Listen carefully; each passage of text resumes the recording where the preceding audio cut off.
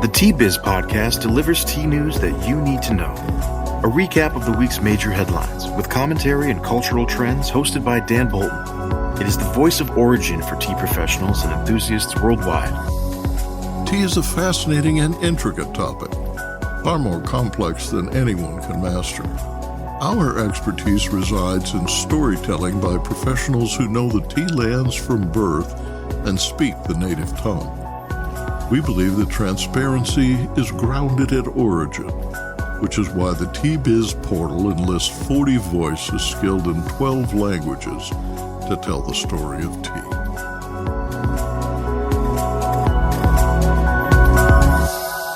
Hello, everyone. Here are this week's headlines. The FAO's Confederation of Tea Smallholders will relocate its headquarters from China to India. Iran tea imports plunge by 62%. And economists describe a stable outlook for soft commodities in 2024. Plus, delegates from 44 countries and 14 official observers who attended the 25th session of the United Nations Food and Agricultural Organization's Intergovernmental Group on Tea, that's IGG Tea, last week expanded the organization's mandate beyond trade aspects, ratifying initiatives addressing all three dimensions of sustainability: economic, social, and environmental. Joining us today is Peter Goggi, the IGG delegate representing the United States as president of the Tea Association of the USA. Peter discusses #TeaPower, a new health and wellness campaign, FAO's ongoing support of smallholders, and the economics of oversupply. More in a minute, but first, this important message. What makes a perfect cup of Ceylon tea? The perfect cup is from the tea businesses that ensure the protection of all the children living within their tea estates. We salute Kailani Valley, Talawakili, Bogawanthalawa, Harana, and Elliptia tea estates. Support Save the Children, Sri Lanka. The headquarters and staff of the Confederation of International Tea Smallholders will relocate from China to India for the next 4 years. Delegates to the 25th session of the United Nations Food and Agriculture Organization's Intergovernmental Group on Tea ratified the decision during their recently concluded 3-day session in Guwahati. According to IGG Tea, the smallholders hold a position of growing importance in the tea sector, where they cultivate 70% of the global acreage under tea. Smallholders pluck 60% of raw tea leaves and produce a sizable amount of finished tea. The announcement notes, quote, "Their vitality and integral role within the tea supply chain cannot be overstated. Solving this sector's issues is essential for the long-term viability and health of the tea industry, not to mention the farmers and their communities themselves," end quote. IGG delegates, one each from 44 producing countries and non-voting officials from 14 countries, praised the government of India and the Assam government for their significant investment in the development of the small tea grower sector, citing the dedicated research and development work done at the Toklai Tea Research Center in Jorhat. The Federation was established in May 2016 by delegates to the 22nd session of FAO IGG, meeting in Naivasha, Kenya. The Federation was envisioned as a, quote, forum for developing policies and solutions to strengthen the global tea smallholder sector by acting as a convener, catalyst, and resource to improve the consistency of tea policy making on a global level, end quote. Business Insight. Joydeep Phukan, Secretary of the Tea Research Association at Toklai and coordinator of the FAO IGG Tea meeting in India, told Tea Biz's Rupak Goswami that, quote, moving CITS to India will synergize the efforts of federal and state governments as well as the Tea Board of India in bringing the global best practices to small tea growers in India, One of the world's top tea drinking countries saw tea imports plunge 62% in value during the first 10 months of the Iranian calendar year, which begins in March. The Tanzian news agency reported only $185 million worth of tea was imported from 8 origins, according to the Islamic Republic of Iran Customs Administration. Volume declined to 33,683 metric tons as shipments from India dwindled. Iran typically consumes about 21% of India's annual tea exports. Indian traders report exports to Iran declined by 15.7 million kilos from January to October 2023. Tea exported from India is down overall, but shipments to Iran showed the most significant drop.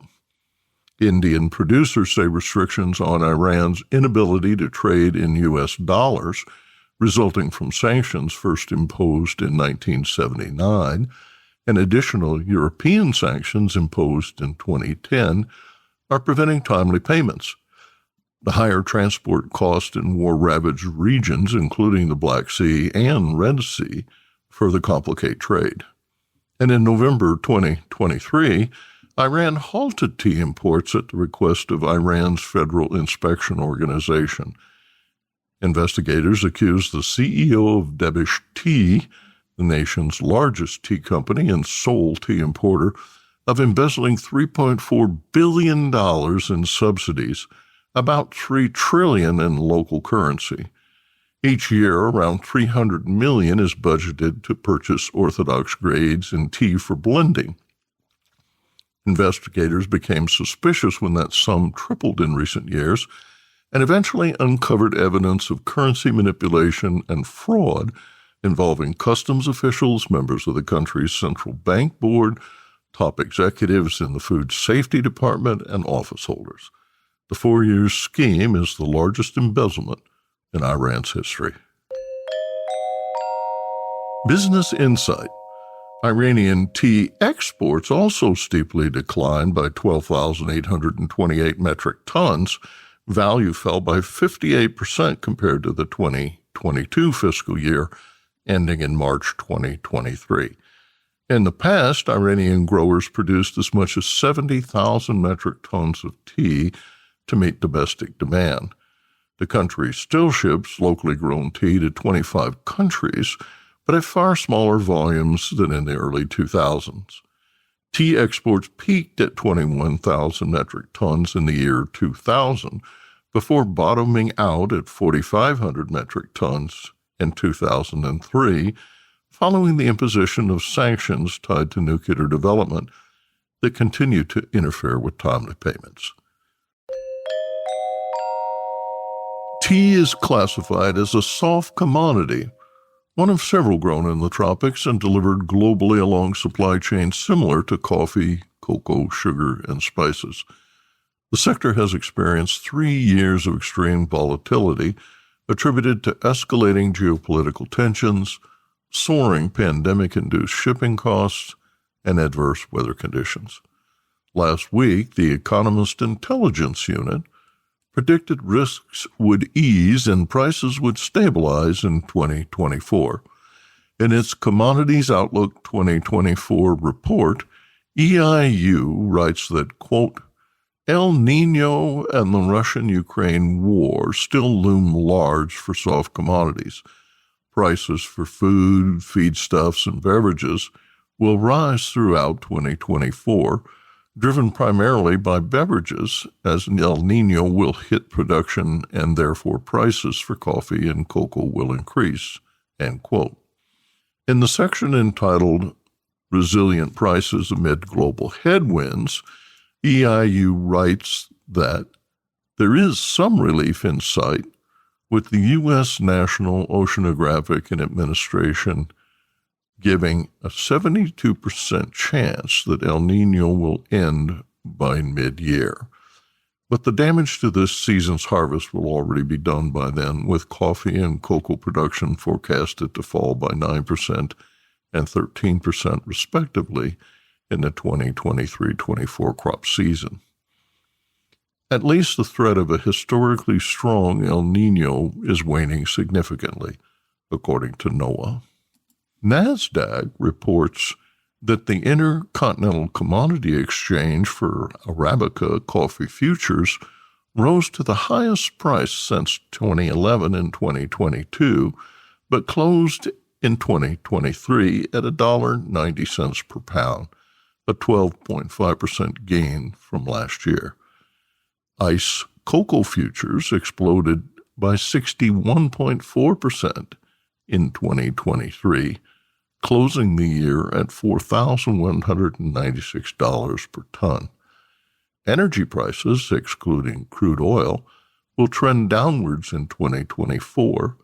Prices of hydrocarbons will largely trend in the opposite direction than those of most industrial raw materials and soft commodities, writes NASDAQ.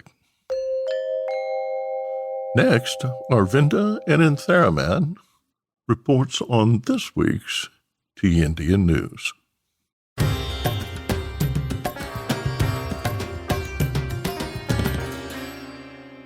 India Tea News for the week ending 9th February 2024.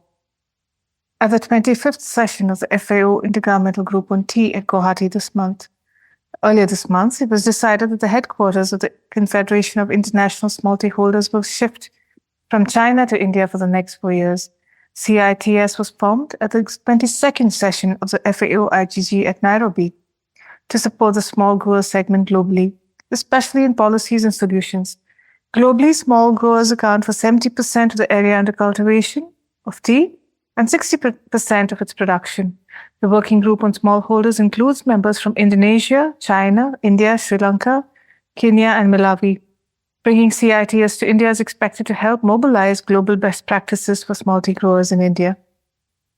In other news, the Surma Valley branch of the Indian Tea Association has posted the 2023 data. Accordingly, Barak Valley saw a decline of 1.3 million kilos in 2023 compared to the previous year. Unfavorable weather was cited as the main reason, but auction prices too saw a drop of about 5% from the previous year. The association stated that despite a wage increase of 204% in the last decade, expectations were not met with production due to two reasons: migration of people who used to work in tea and the adoption of small-scale agriculture by tea pluckers. Neighboring Tripura state was also said to be facing a similar problem. And now, a word from our sponsor. Hello, I'm Bogdan, a passionate tea drinker and the inventor of the ultimate tea machine, the Brew Maker 1. Preparation is key to making fine tea. Sequential steepings deliver the best taste possible and unlock the true value of whole leaf teas and botanicals. Brew automates that process without using any pots or capsules. This simple-to-operate, smartphone-controlled device stores steeping profiles to consistently make great tea at the push of a button. Brew also reduces time, waste, and energy. That's because I engineered the brew to remember control settings for temperature, brewing time, and quantity. Using my patented process lets you stack steep simply and conveniently.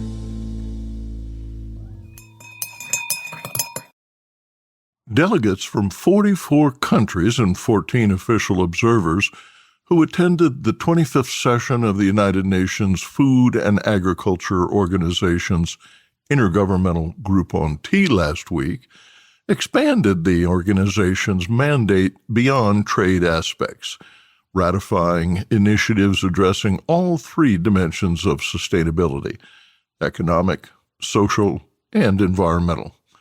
Joining us today is Peter Goggi, the IGG delegate representing the United States as president of the Tea Association of the USA. Peter discusses #TeaPower, a new health and wellness campaign, FAO's ongoing support of smallholders, and the economics of oversupply.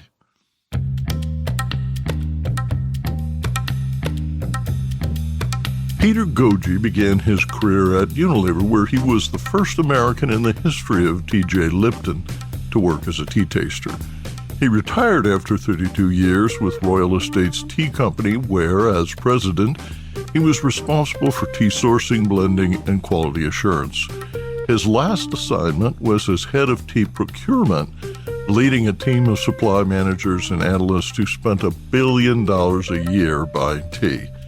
His encore as president of the Tea Association of the USA and the Tea Council of the USA and the Specialty Tea Institute is marked by a fourth decade of service to the industry.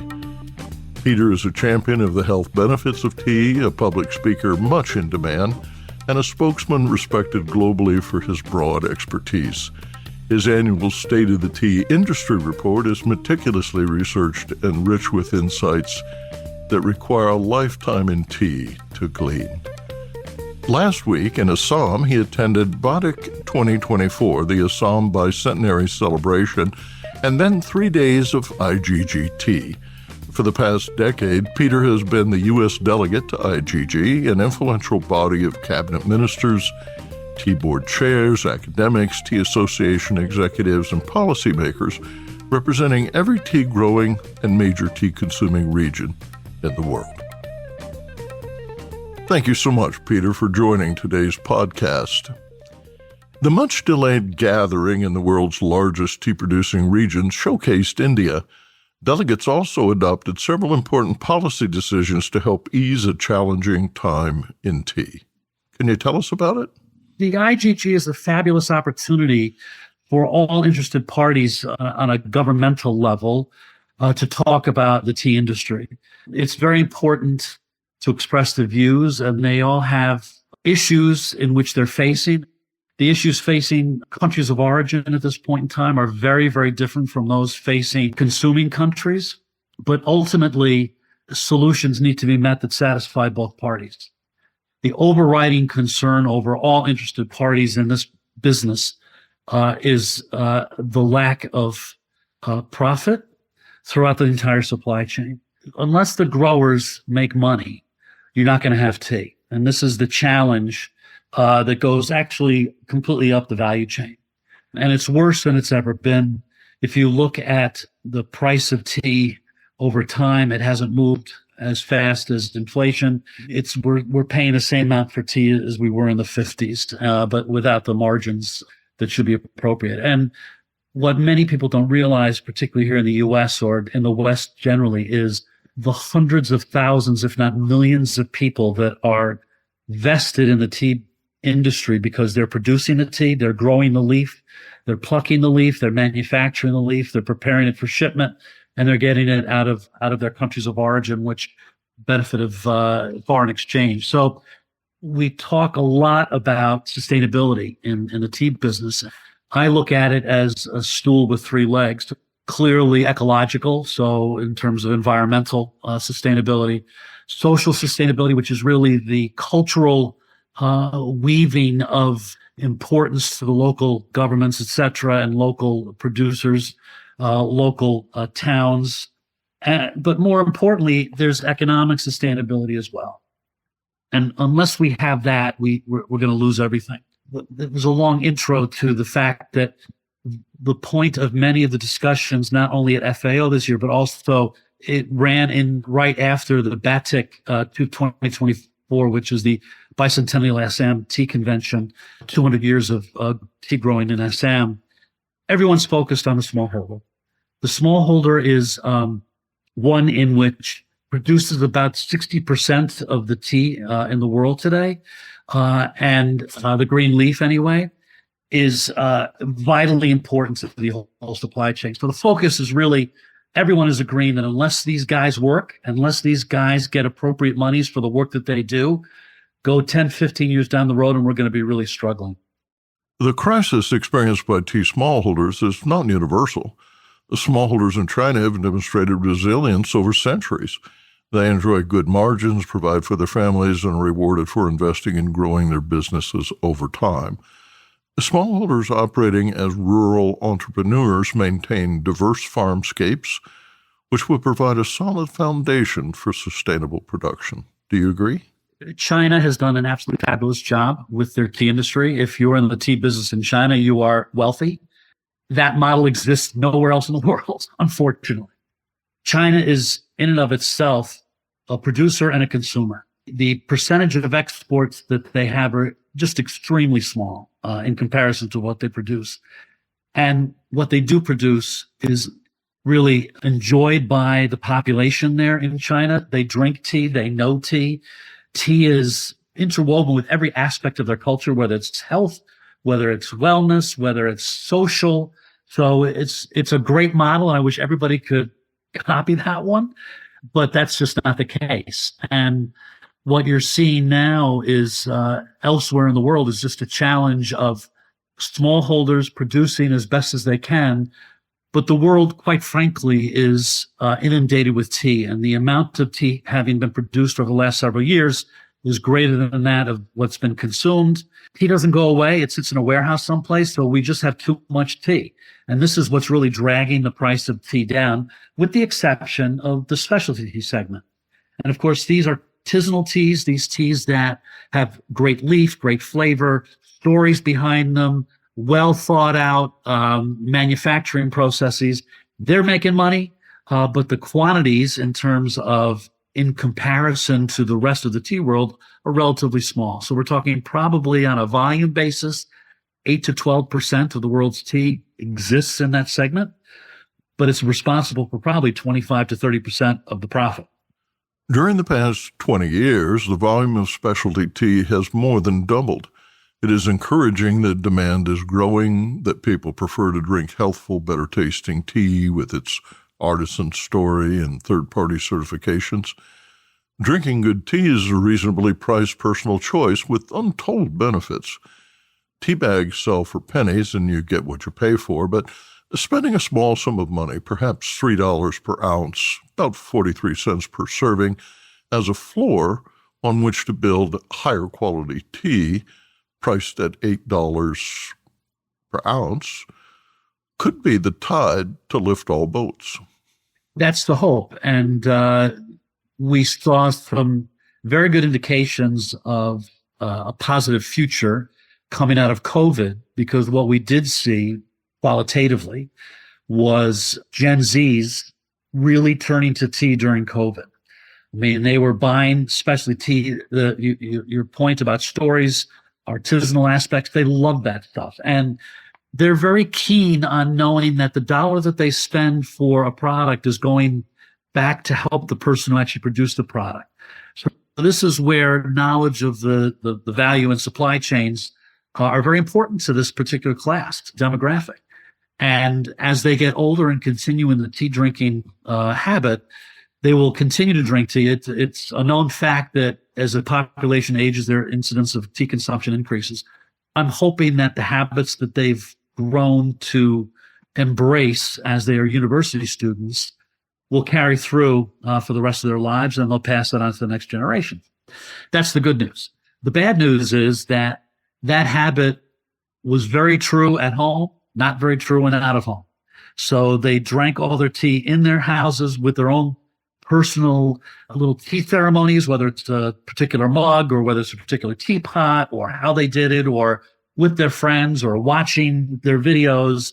Loved it, consumed more, and it was hot, which in the United States is important because we're a tea drinking nation of iced tea, and they're drinking more hot tea. That's a potential change as we go forward. But regrettably, as they go out of home, their incidence of tea drinking does not match up with what they do at home. So this is going to be the challenge, is how do we get that tea experience out of home? During the 25th IGG session, delegates formally adopted a coordinated global marketing campaign to promote the power of tea. The hashtag #TeaPower targets youth, portraying tea as a healthy, plant-based, beneficial, bioactive beverage with scientifically demonstrated advantages over rival drinks. We really have blazed a path of tea and health here in the United States. Right. We've done it through scientific symposium. We made a conscious decision back in the 90s that anything we were going to say about tea and health had to be rooted in science. Right. And so we've held 6 international symposiums on science of tea and health. and they've all generated interest. They've all generated tremendous knowledge about tea and have shown different areas which tea positively impacts human health. So the Tea Power is a marketing effort born out of FAO that really sits on a lot of the work that we've done, not only here in the US, but then has been picked up internationally. And I believe everybody at the FAO IGG agrees that tea and health is one of the big levers to press in order to help drive consumption, in order to help people kind of pick up and take notice and say, oh, why is tea good for you? And as you mentioned, there's a lot of bioactives in tea. It's plant-based, it's natural, calorie-free. You have black, green, oolong, white, dark teas all come from the same bush, just a matter of how it's processed. And when we use the word process, people need to understand that that's very lightly processed. It's not that we're adding anything. It's just that we're changing how we manipulate the leaf or changing the amount of time that we let it sit in a room to oxidize. And the whole process is natural. This just provides another great platform to talk about why tea is healthy and how consuming as little as 2 or 3 cups of tea throughout the day can positively impact human health. So, yeah, I'm excited. The U.S. government, FDA, is very clear on what you can say about the health aspects of any food. And the holy grail of tea continues to be what is known as a structure function claim, which is saying if you drink tea, it'll stop cancer, or if you drink tea, you'll stop a heart attack. And that's what we continue to seek. And more of the research indicates that we're on the right path. We just need some more studies to get us to the end point. Innovation isn't an option when facing a diverse, aggressively promoted, competitive marketplace. You have to innovate constantly because everybody with a beverage on the shelf is innovating like crazy, right?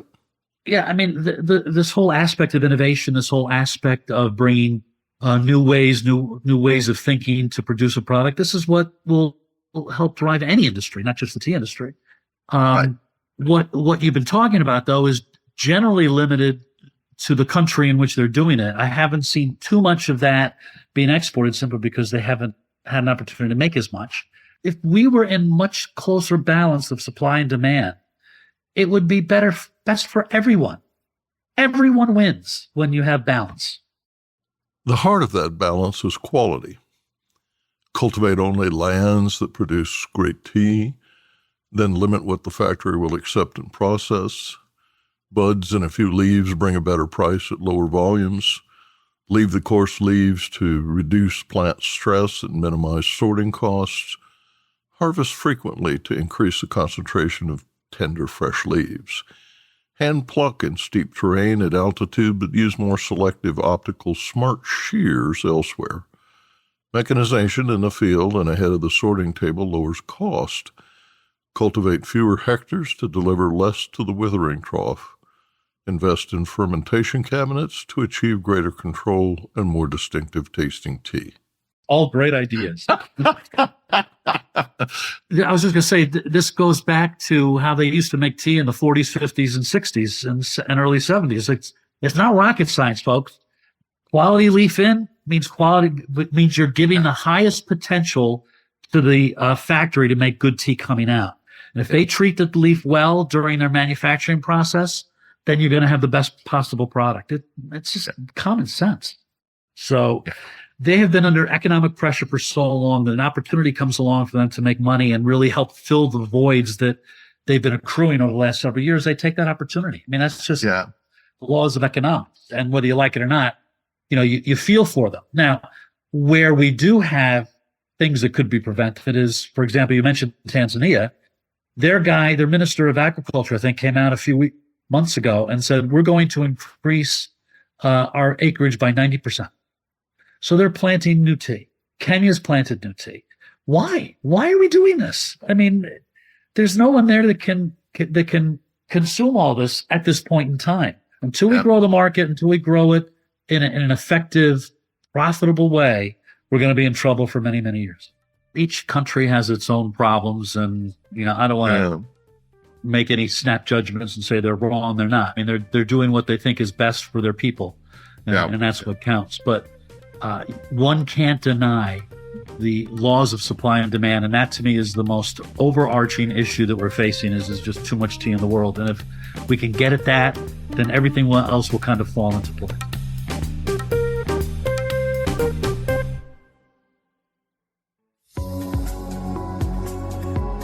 Intrigued by what you heard in today's podcast? Would you like to learn more from our global network of Tea-Biz journalists and tea experts? Remember to visit the Tea-Biz website for more comprehensive coverage. That's www.t-biz.com.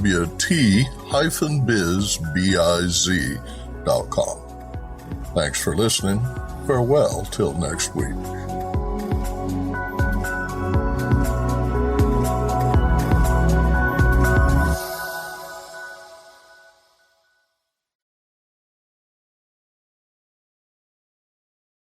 Produced by Adavita Studios. Connect your voice to the world.